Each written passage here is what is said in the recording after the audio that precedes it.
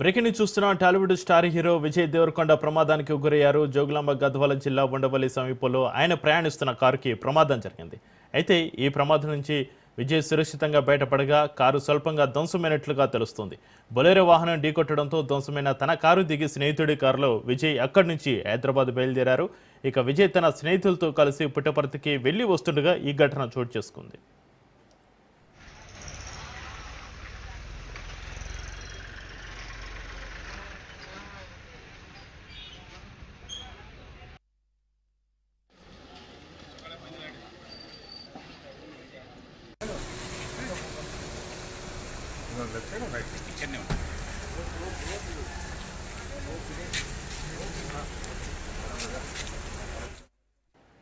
Tollywood star hero Vijay Devarakonda ప్రమాదానికి గురయ్యారు. జోగులాంబ గద్వాల జిల్లా ఉండవల్లి సమీపంలో ఆయన ప్రయాణిస్తున్న కారుకి ప్రమాదం జరిగింది.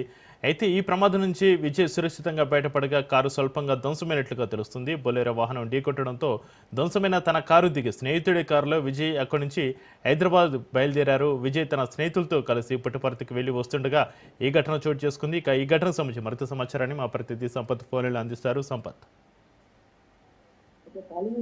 టాలీవుడ్ హీరో విజయ్ దేవరకొండలో కార్ ప్రమాదం జరిగింది. ఏదైతే పుట్టపర్తి సాయిబాబా సమాధి దర్శించుకోవడానికి వచ్చినట్టుగా గద్వాల దగ్గర ఉన్నవాళ్ళ దగ్గర ప్రమాదం జరిగినట్టు తెలుస్తుంది. బొలెరో వాహనం ఢీకొంటూ ప్రమాదం జరిగింది. అయితే ఈ ప్రమాదంలో ఎవరికి ఎటువంటి గాయాలు కూడా జరగలేదు. అయితే ప్రతి కూడా వీళ్ళు విజయ్ దేవరకొండ ఏదైతే పుట్టపర్తి సాయిబాబా సమాధి దగ్గరికి వెళ్ళి దర్శించుకో వస్తారు. ఆ క్రమంలోనే ఆదివారం కూడా వెళ్ళడం కూడా జరిగింది. ఈ రోజు ఉదయం స్టేషన్ చేసుకుని ఈ ప్రమాదం జరిగినట్టుగా మనకు తెలుస్తుంది. అయితే విజయ్ దేవరకొండతో పాటు అక్కడ మేజర్ రవికాంత్ యాదవ్ అలాగే డ్రైవర్ శ్రీకాంత్ కూడా వాళ్ళందరూ కూడా అక్కడ నుంచి పుట్టపర్తి హైదరాబాద్ వచ్చే క్రమంలో ఒకటే కారులో అందరూ ఉన్నారు. వీరందరూ కూడా ప్రమాదం చేసినట్లు కానీ ఇప్పటివరకు ఎవరికి ఇలాంటి ప్రమాదం అయితే జరగలేదు. అయితే డ్రైవర్ శ్రీకాంత్ అయితే శ్రీకాంత్ ఇప్పటివరకు కార్లో వెళ్ళి బొలెరో వాహనం ఢీకొట్టినట్టు శ్రీకాంత్ చెప్పడం కూడా జరిగింది. అయితే అందరూ అంటున్నట్టుగానే ఇప్పుడు ఏదైతే విజయ్ దేవరకొండ నిష్పాపం జరిగిందని కూడా కొన్ని సోషల్ మీడియాలో లేకపోతే మనం చాలా చెప్తూ వచ్చాం. అయితే నిజంగా జరిగిన ఈ తరుణంలోనే ఇలాంటి ఒక ఘటన జరగడం కూడా కొంచెం ఇదిగా అనిపిస్తుంది. ఏదేమైనా కూడా ఇప్పటివరకు అయితే వాళ్ళకి విజయ్ దేవరకొండకి ఎలాంటి ప్రమాదం జరగలేదు అని వాళ్ళు చెప్పడం కూడా జరిగింది. సంపత్, విజయ్ దేవరకొండ ప్రయాణిస్తున్న కారులో సినిమా ఇండస్ట్రీకి సంబంధించి ఇంకెవరైనా పర్సన్స్ ఆ కారులో ఉన్నారా సంపత్? అయితే వీళ్ళ ప్రస్తుతం అయితే వాళ్ళ ఫ్రెండ్స్ తో పాటు కలిసి వెళ్ళారు. ఫ్యామిలీతో పాటు కూడా వాళ్ళు వేరే కార్లు ఉన్నారు. సభ్యులతో పాటు తమ్ముడు ఆనంద్ దేవరకొండ కూడా అందరూ కలిసి వెళ్ళారు. కానీ వీళ్ళు వచ్చేటప్పుడు మాత్రం వాళ్ళ ఫ్రెండ్స్ తో అయితే వాళ్ళ మేనేజర్ ఉన్న అలాగే వాళ్ళ ఫ్రెండ్స్ తో పాటు కలిసి హైదరాబాద్కి వస్తుండగా ఈ ప్రమాదం జరిగినట్టుగా చేస్తుంది. ఏదైతే బస్సును తప్పించే క్రమంలో బొలెరో వాహనం అయితే దేశీయులు మన ఆవులను తీసుకెళ్లే వాహనం బొలెరో వాహనం కూడా ఈ కారు ఢీకొనడంతో ప్రమాదం జరిగినట్టు కూడా మనకు తెలుస్తా ఉంది. అయితే సంపత్, విజయ్ దేవరకొండ ప్రయాణిస్తున్న ఈ కారు ఎవరు డ్రైవింగ్ చేశారు? ఈ ప్రమాదం గల కారణాలేంటి? అయితే ఈ కారులో పాటు విజయ్ దేవరకొండ పాటు ఫ్రెండ్స్ ఉన్నారు. కానీ డ్రైవర్ శ్రీకాంత్ అనే ఒక వ్యక్తి మాత్రం డ్రైవింగ్ చేస్తూ ఉన్నట్టుగా తెలుస్తుంది. అయితే తన వాళ్ళు మామూలుగానే డ్రైవింగ్ చేస్తూ వచ్చారు. కానీ ఏదైతే బస్సు అడ్డం రావడంతోనే ఏదైతే వెహికల్ బొలెరో వాహనం ఉందో ఆ బస్సును తప్పించే క్రమంలోనే వీళ్ళ కారుకి ఢీకొచ్చినట్టుగా మనకు తెలుస్తుంది. ఆ క్రమంలో స్వల్పంగా అయితే కారు కూడా కొంచెం స్వల్పంగా డ్యామేజ్ అయినట్టుగా తెలుస్తుంది. శ్రీకాంత్ కూడా ఎదుగుతారు డ్రైవర్ కూడా శ్రీకాంత్ కూడా పోలీసులు కూడా ఇదే విషయం చెప్పినట్టుగా మనకు తెలుస్తా ఉంది. సంపత్, ఈ ప్రమాదానికి సంబంధించి విజయ్ దేవరకొండ వ్యక్తిగత సిబ్బంది స్పందించారో వారు ఏమంటున్నారు? అయితే అంటే ఇప్పటివరకు కూడా వాళ్ళు చెప్పడం కూడా ఏంటంటే వెళ్ళవలసిన ప్రమాదం జరిగిందని చెప్పడం జరిగింది. దానికి సంబంధించి కూడా అక్కడ ఉన్న కొన్ని ఫొటోస్ కానీ వీడియోస్ కానీ వాళ్ళు కూడా మనకు పెట్టడం కూడా జరిగింది. ఏదైతే స్వల్పంగానే ఏదైతే పెద్దగా ప్రమాదం ఏది లేదంటే కూడా వాళ్ళు కూడా చెప్పడం కూడా జరిగింది. అయితే ఇదంతా పెద్దగా ఏది జరగకపోవడంతో కొంత అందరూ కూడా ఊరికి తీసుకుంటే వాళ్ళకి తెలుస్తా ఉంది. ఏదైతే ఒకవేళ బ్రేక్ వాళ్ళకి సడన్గా డ్రైవింగ్ ప్రతి బ్రేక్ వేయకపోయి ప్రమాదం సీరియస్ గా జరిగి ఉంది. డ్రైవర్ కూడా పోలీసులకు చెప్పడం కూడా జరిగింది. రైట్,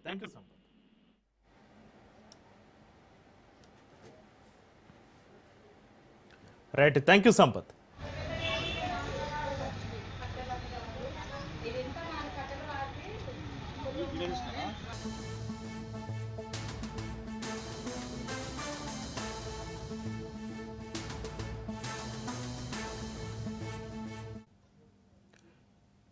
ఏపీ రాజకీయాలు ప్రకంపనలు రేపుతున్న మొలకల చెరువు కల్తీ మద్యం కేసులో మరో కీలక పరిణామం చోటు చేసుకుంది. ఈ కేసుకు సంబంధించి ఇబ్రహీంపట్నంలో భారీగా కల్తీ మద్యం పట్టుబడింది. ఈ కేసులో ప్రధాన నిందితుడు టీడీపీ నేత అద్దెపల్లి జనార్దన్ రావుకు సంబంధించిన గోదాంలో పెద్ద మొత్తంలో కల్తీ మద్యం గుర్తించారు ఎక్సైజ్ శాఖ అధికారులు. మొలకల చెరువు కల్తీ మద్యం కేసులో నిందితులైన జనార్దన్ రావు సోదరుడు జగన్మోహన్ రావు, జనార్దన్ రావు అనుచరుడు కట్టరాజు ఇచ్చిన సమాచారంతో జనార్దన్ రావు గోదాంలో భారీ సెర్చ్ ఆపరేషన్ చేపట్టారు ఎక్సైజ్ శాఖ అధికారులు. తనిఖీలో భాగంగా జనార్దన్ రావు గోదాంలో భారీగా నకిలీ మద్యం గుర్తించారు అధికారులు. అలాగే నకిలీ మద్యం బాటిల్స్కు లేబుల్స్ సీలింగ్ చేసే మిషన్లు కూడా సీజ్ చేశారు అధికారులు.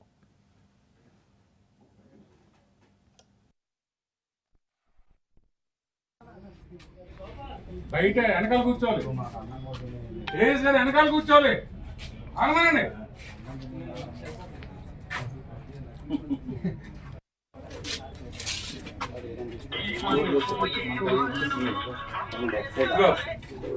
ఇప్పుడు మనం పెట్టి చూసి బ్రాండ్ మనకి ఈజీగా బ్రాండ్ వైజ్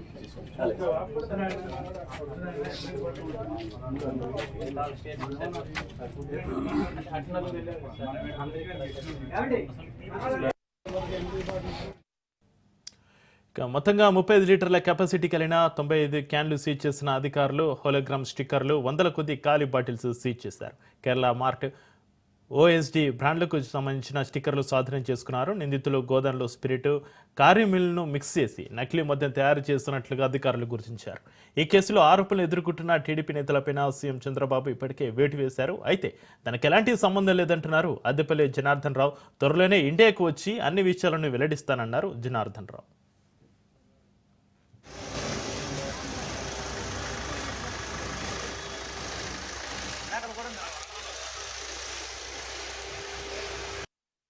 ఆంధ్రప్రదేశ్లో ములకల చెరువు ఇబ్రహీంపట్నంలో జరుగుతున్నటువంటి నకిలీ మద్యానికి సంబంధించిన విషయాన్ని సోషల్ మీడియా ద్వారా నేను తెలుసుకుంటున్నాను. ఈ వ్యవహారంలో నా పేరు మొదటి ముద్దాయిగా జనార్దన్ రావు చూపించుకున్నారు. ములకల చెరువు కేసులో వాస్తవం ఈ కల్తీ మద్యం గురించి తంబళ్లపల్లిలో ఉన్నటువంటి తెలుగుదేశం నాయకులకు కానీ ఏ ఇతరులకు కానీ సంబంధం లేదు. ఊరికే ఇతరులను ఇబ్బంది పెట్టాలని కొన్ని రాజకీయంగా లేనిపోయిన చేస్తున్నారు. ఇతరులు ఎవరో లబ్ధి పొందే ఉద్దేశంతో ఇవన్నీ జరుగుతున్నాయి. దయచేసి నా అనారోగ్య సమస్యలతో నేను విదేశాల్లో ఉన్నాను. ఆరోగ్య సమస్యలను చూపించుకొని ఇండియాకు వస్తూనే ఇందులో జరుగుతున్నటువంటి కుట్రలన్నింటినీ నేను పోలీసు వారికి సహకరిస్తూ, ఎక్సైజ్ వారికి సహకరిస్తూ, ప్రభుత్వ వారికి సహకరించి జరుగుతున్నటువంటి పరిణామాలు, విషయాలన్నీ మీకు తెలపగలని ప్రతి ఒక్కరికి పత్రికాముఖంగా నమస్కరిస్తూ వినియోగించుకుంటున్నాను. ఆంధ్రప్రదేశ్లో ములకల చెరువు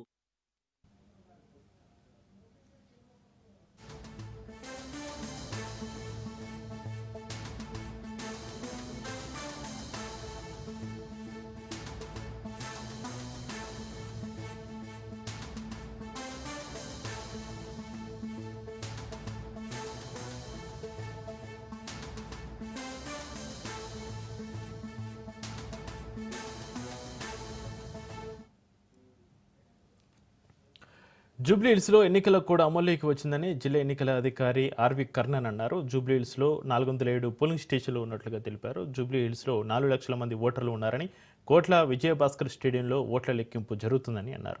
జూబ్లీహిల్స్ ఉప ఎన్నిక షెడ్యూల్ ప్రకటనతోటి జేహెచ్ఎంసీ అలర్ట్ అయిందన్నారు. నవంబర్ 11న జూబ్లీహిల్స్ ఉప ఎన్నిక జరుగుతుందని, నవంబర్ 14న జూబ్లీహిల్స్ ఉప ఎన్నిక కౌంటింగ్ ఉంటుందని తెలిపారు. ఓటర్ లిస్టులో పేర్లు వెరిఫై చేసుకోవాలని సూచించారు. ఓటర్స్ ఆఫ్ జూబ్లీ హిల్స్ కాన్స్టిట్యున్సీలో, జూబ్లీ హిల్స్ అసెంబ్లీ కాన్స్టిట్యున్సీలో మీరు వెరిఫై యువర్ నేమ్స్ మళ్ళీ ఒకసారి మీరు మీ ఎలక్ట్రల్ రోల్లో వెరిఫై చేసుకోండి. బిఎల్ఓస్ అక్కడ మీ పోలింగ్ స్టేషన్ దగ్గర ఉంటారు.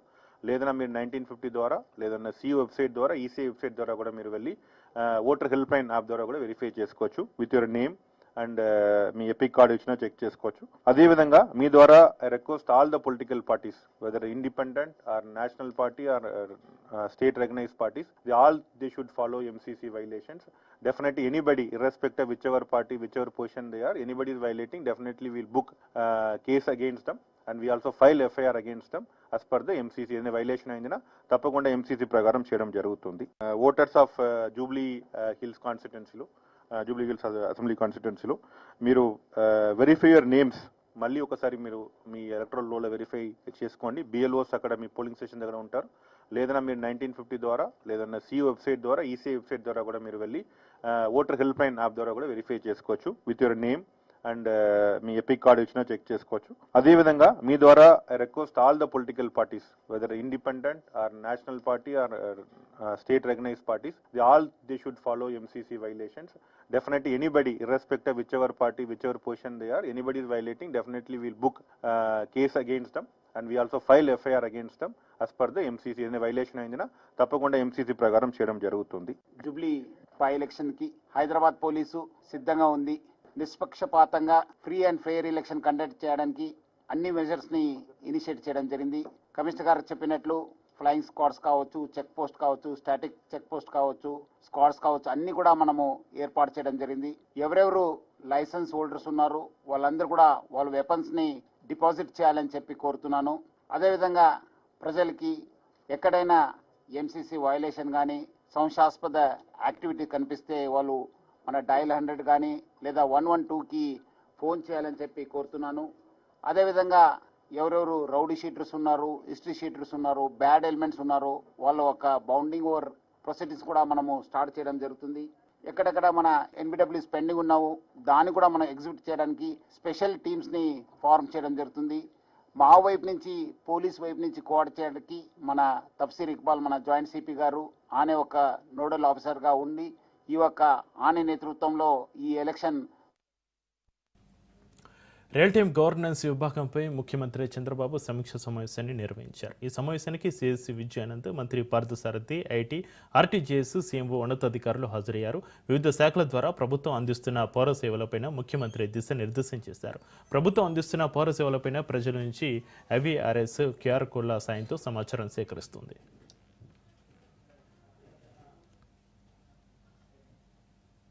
ఢిల్లీలో కేంద్ర జలశక్తి మంత్రి సిఆర్ పాటిల్ తోటి రాష్ట్ర జలవనరుల శాఖ మంత్రి డాక్టర్ నిమ్మల రామానాయుడు సమావేశమయ్యారు. పోలవరం ప్రాజెక్టు పనుల పురోగతి, ప్రాజెక్టు నిర్మాణానికి సంబంధించిన పెండింగ్ డిజైన్స్, అనుమతులపైన సమీక్షించారు. ఈ కార్యక్రమంలో రాష్ట్ర ప్రభుత్వం తరపున జలవనరుల శాఖ ప్రత్యేక ప్రధాన కార్యదర్శి G Sai Prasad, irrigation adviser M Venkateswara Rao, ANC Narasimha Murthy మరియు సిపిఏ, సిడబ్ల్యూసి అధికారులు, ఇతర కేంద్ర ఏజెన్సీల ప్రతినిధులు, నిపుణులు పాల్గొన్నారు.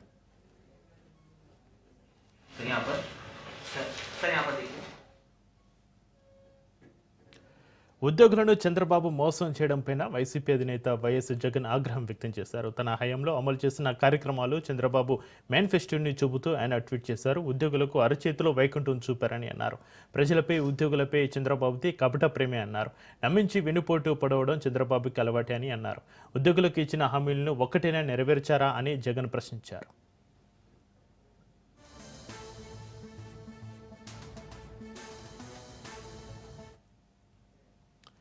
ఏపీలో జిల్లాల పునర్విభజన చిచ్చు రేగుతుంది. గతంలో ఉమ్మడి శ్రీకాకుళం జిల్లాలో ఉన్న పాలకొండ నియోజకవర్గాన్ని వైసీపీ పార్టీ ఉన్నప్పుడు పార్వతీపురం, మన్యం జిల్లాలో చేర్చారు. తర్వాత ఎన్నో ఉద్యమాలు చేశారు. ఎన్నికల ప్రచారంలో భాగంగా ఇప్పుడే సీఎం చంద్రబాబు జిల్లా పునర్విభజన అస్తవ్యస్తంగా జరిగిందని, ప్రజలకు న్యాయం చేస్తామని చంద్రబాబు చెప్పారు. ఈ నేపథ్యంలో జిల్లా పునర్విభజనకు మళ్లీ కంకణం కట్టుకున్నారు. స్థానిక ప్రజలు గతంలో చంద్రబాబు ఇచ్చిన హామీలు నిలబెట్టుకోవాలని డిమాండ్ చేస్తున్నారు. రాజం, పాతపట్నం, పాలకొండ కలిపి ఒక జిల్లాకి ఏర్పాటు చేయాలని, లేదంటే గతంలో ఉన్న ఉమ్మడి శ్రీకాకుళం జిల్లాలో మరలా చేర్చాలని శ్రీకాకుళం జిల్లా కలెక్టర్ను కలిసి వినతి పత్రం అందించారు. ఇక ఇదే అంశానికి సంబంధించి మరింత సమాచారాన్ని జిల్లా సాధన కమిటీ సభ్యులతోటి మా ప్రతినిధి సౌమ్య మరింత సమాచారాన్ని అందిస్తారు. గతంలో వైసీపీ హయాంలో జిల్లాల పునర్విభజనకు సంబంధించి చాలా మంది చాలా నియోజకవర్గాలకు సంబంధించి అసంతృప్తితో ఉన్నారు. అయితే అప్పుడు జిల్లాల పునర్విభజన జరిగిపోయింది. మళ్ళీ ఇప్పుడు ఉండేటటువంటి ప్రభుత్వం జిల్లాలకు సంబంధించిన పునర్విభజన తెర మీదకు తీసుకురావడంతో ఎవరైతే అప్పట్లో అసంతృప్తితో ఉన్నారో వాళ్ళందరూ కూడా మళ్ళీ ఇప్పుడు ఉద్యమ బాట పడుతున్నారని చెప్పుకోవచ్చు. ముఖ్యంగా శ్రీకాకుళం జిల్లాకి సంబంధించి పాలకొండ నియోజకవర్గం చాలా ప్రత్యేకమైనటువంటిదిగా చెప్పుకోవచ్చు. ఎందుకు అంటే అసెంబ్లీ నియోజకవర్గంగా మొదటి నుంచి కంటిన్యూ అవుతుంది. అదేవిధంగా జిల్లాకు సంబంధించి పాలకొండ స్పెషల్ రెవెన్యూ డివిజన్గా కూడా కొనసాగుతుంది. మరి ఇలాంటి నేపథ్యంలో అప్పట్లో ఉండేటటువంటి ప్రభుత్వం పాలకొండను తీసుకువెళ్ళి శ్రీకాకుళం జిల్లాలో ఉండేటటువంటి పాలకొండ నియోజకవర్గాన్ని పునర్విభజనలో భాగంగా మన్యం జిల్లాలో అయితే కలిపేయడం జరిగింది. అయితే అప్పట్లోనే ప్రజలందరూ కూడా అసంతృప్తితో ఉన్నప్పటికీ కూడా అప్పుడు తీసుకున్నటువంటి డిసిషన్ మార్చాలని అడిగినా సరే ప్రభుత్వం పట్టించుకోకపోవడంతో ఇప్పుడు ఉండేటటువంటి కూటమి ప్రభుత్వం అయినా సరే వాళ్ళకి అనుగుణంగా ఈ డిసిషన్ తీసుకోవాలి అని వీళ్ళు మళ్ళీ ప్రస్తుతానికి శ్రీకాకుళం జిల్లాకి సంబంధించినటువంటి కలెక్టరేట్ దగ్గర రావడం జరిగింది. అయితే ప్రస్తుతం వాళ్ళందరూ మనతో పాటు ఉన్నారు. అసలు వాళ్ళకి కావాల్సింది ఏంటి, ఎందుకు అని మళ్ళీ వీళ్ళు ఉద్యమ బాట పట్టాలి పెట్టాల్సి వచ్చింది? వాళ్ళ యొక్క డిమాండ్ ఏంటో ఒకసారి అడిగి తెలుసుకుందాం. సార్ చెప్పండి, ఎందుకని మళ్ళీ ఇప్పుడు కలెక్టరేట్కి రావడం కానివ్వండి లేదా వినతి పత్రం ఇవ్వడం కానీ చేస్తున్నారు? నా పేరు కనపాక చౌదరి నాయుడు, పాలకొండ జిల్లా సాధన సమితి గౌరవ అధ్యక్షుడిగా ఉన్నాను.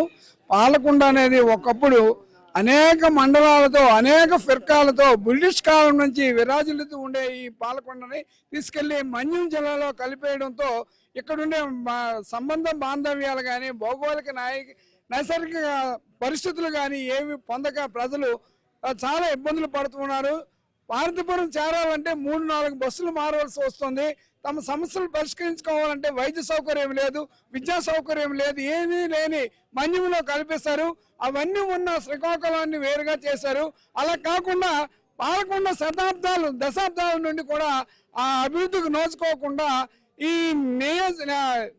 గిరిజన లేదా ఎస్సీ నియోజకవర్గాలుగా ఉండిపోయి పాలకొండ అభివృద్ధికి అసలు నోచుకోలేదు. ఈ జిల్లాగా మారిన తర్వాత పాలకొండ ప్రజల స్థితిగతులు మారుతాయనే ఉద్దేశం చేత పాలకొండ జిల్లాని మేము కోరుతూ ఉన్నాం. మీరు చెప్పండి, పాలకొండని స్పెషల్ గా జిల్లా కేంద్రంగా చేయాలి అని అడుగుతున్నారు. అసలు జిల్లా కేంద్రంగా ఎందుకు చేయాలంటున్నారు? పునర్విభజనలో మీకు ఎలాంటి అన్యాయం జరిగిందంట? పాలకొండను జిల్లా కేంద్రంగా చేయటానికి అవసరమైన పూర్తి సౌకర్యాలు పాలకొండ పట్టణంలో ఉన్నాయి.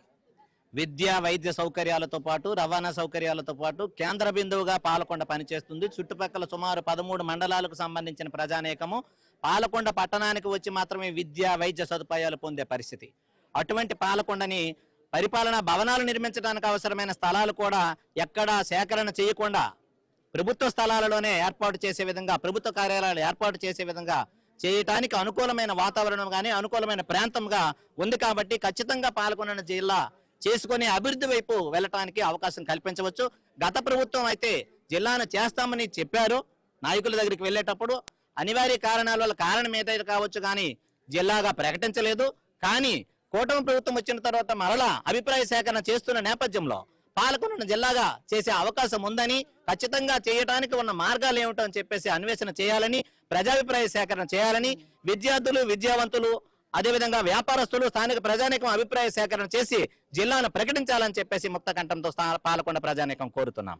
నా పేరు బాలరాజు, పాలకొండ. మీరు చెప్పండి, ఈ విషయాన్ని ముందుగా మీ నియోజకవర్గానికి సంబంధించినటువంటి ఎమ్మెల్యే దృష్టిలో పెట్టారా? అసలు కూటమి ప్రభుత్వం నుంచి మీకు ఎలాంటి మద్దతు వస్తుంది అనుకుంటున్నారు? మాకైతేనమ్మా పాలకొండ ఈ సాధన కమిటీ ఎలక్షన్ ముందు నుంచి మేము చేయడం జరుగుతుంది. గత ప్రభుత్వం నుంచి చేస్తున్నాము. అనేక రకాల పోరాటాలు చేశాం. కానీ అందరూ చూస్తామన్నారు. ఇప్పుడు స్థానిక కూటమి ప్రభుత్వానికి సంబంధించి మా ఎమ్మెల్యే గారి దగ్గర కూడా కలవడం జరిగింది. అయితే వారు దీనికి అంత సుముఖంగా లేరు. బయట జిల్లా అయితే నేను సపోర్ట్ చేస్తాను, కానీ డివిజన్ శ్రీకాకుళం జిల్లాలో కలపడానికి అయితే నాకు అంత ఇష్టంగా లేదండి అని పబ్లిక్గా చెప్పడం జరిగింది. అనేక మీటింగ్లో కూడా చెప్పారు. అయితే ఏంటంటే ఈవేళ పాలకొండ ప్రజల ఆశయాన్ని చూసి నెరవేర్చడానికి చూడాలి, కానీ ఈ ప్రభుత్వాలు శాశ్వతం కాదు, ఈ ప్రజా నాయకులు శాశ్వతం కాదు.